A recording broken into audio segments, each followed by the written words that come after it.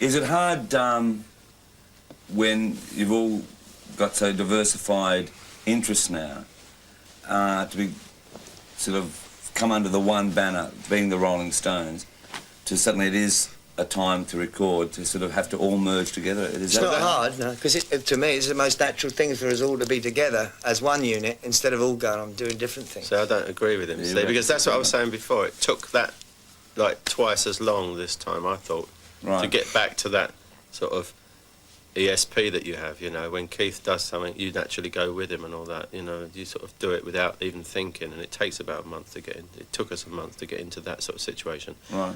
I was already brainwashed. Yeah, well, you jam with them a lot. Well, I live in New York with him, see. He kind of goes around the house and falls around, but I don't, see.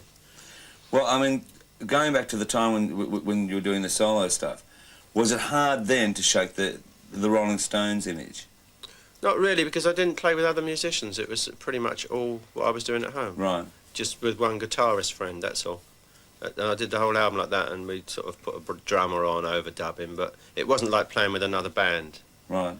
It was like messing around on my own, which everybody does in their houses anyway, so it wasn't that different. There's always going to be the Rolling Stones, as long as... As long as pop music will continue. Yeah, exactly, you know. Still known as the greatest rock and roll group. Is it hard to go back to a Rolling Stones situation? I asked the same thing to Ronnie and to Bill. Yeah. What did they say? They said it's hard in the essence that when you're all doing individual projects to come back and then be expected to be a group in a studio just like that. Yeah, it is hard. I agree with them. It's tough, you know, and it requires a lot of patience and work from everyone and stuff. But anyway, the results are there. It takes a while. What happens, I guess, is that it takes a while to break it in. Right. At the beginning and stuff, and people have to sort of leave a little bit at the door and so on. And you tend to expect things from people, and sometimes they can't give them what you expect. I mean, I expect a lot from everyone, and at the beginning I think everyone, you know, was reticent to give, or I don't know what it's very complicated. It's a lot of interpersonal relationships and so on, as well as music. And you know people so well that, you know, everything they do you can sort of tell, whereas if it's someone you just hardly know, then you wouldn't take any notice of it. I don't know. Right. Okay, I mean, like just the very fact that you have to write songs, be it you or Keith or whoever, you know, and to go back into that situation, how hard is that? Because that surely is the hardest part. Just... Yeah, it is hard. I mean, it's writing them, playing them. Are other people going to like me? The thing is, when you do solo projects, you write a song that people. It's great if they like it, but they don't have to love it, you know. And they just play it and they do it. You know, when you're in a band, the band has to like the song. You can write a great song, you spend months on it, or 10 minutes or whatever, but you love it, and you go out there and you say, listen, and they go, it really can bring you down, I think. Right. And that happens. I mean, you know, Keith plays me a song, and I say, I'm sorry, I just can't, I don't see it, you know, where is it? And vice versa. That's difficult in a band. Do you have the desire to go back on tour for a while? I'd love to go on the road, but right now I think, to be perfectly honest, up to a year in the studio with the Rolling Stones, I could do it with a little time away from them. Right. I mean, you know, I think it's a little bit, the relationships are a little bit fragile, and I think to go on the road, that will show on the stage. I mean, you've got to be, I don't say this to the Americans because they don't ask the questions right, but, you know, I think you've got to be more in harmony, and I think that you, otherwise the show on the road is the drag, it's boring, you know, it's not fun. So I have to wait until that happens and work on that a little bit. But I personally would love to go on the road. Have you got that patience to sort of spend that amount of time in any country to do a tour?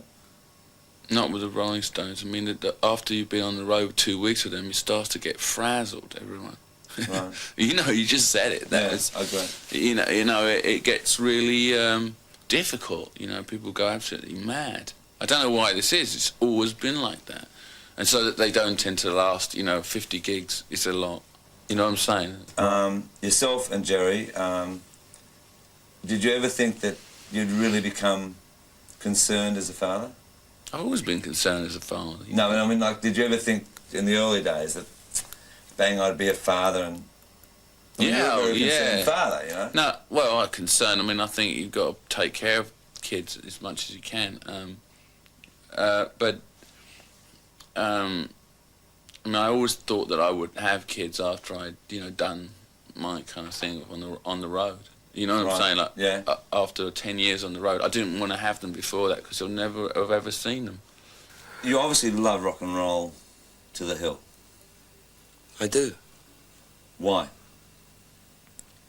If I knew that, then it would, I mean, that's one of the things I ask myself occasionally, why? But it's, but one minute it wasn't there, living in England, BBC, 1 minute it was how much is the darky in the wind, and then you give me Heartbreak Hotel, baby, and I know what I like.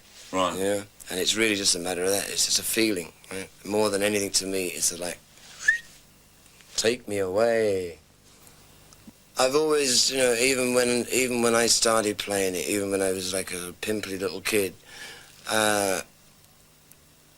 what I really liked about good rock and roll was actually the maturity of it, and not, I just felt the adolescent side of it was just because I was 18 or whatever, 17 or 18 when I started playing it, and there's nothing you can do about your age one way or the other, and all I've found is that I enjoy playing this thing, and it's one of those awful cliches, but I mean, like a lot of cliches, there's always an element of truth in them.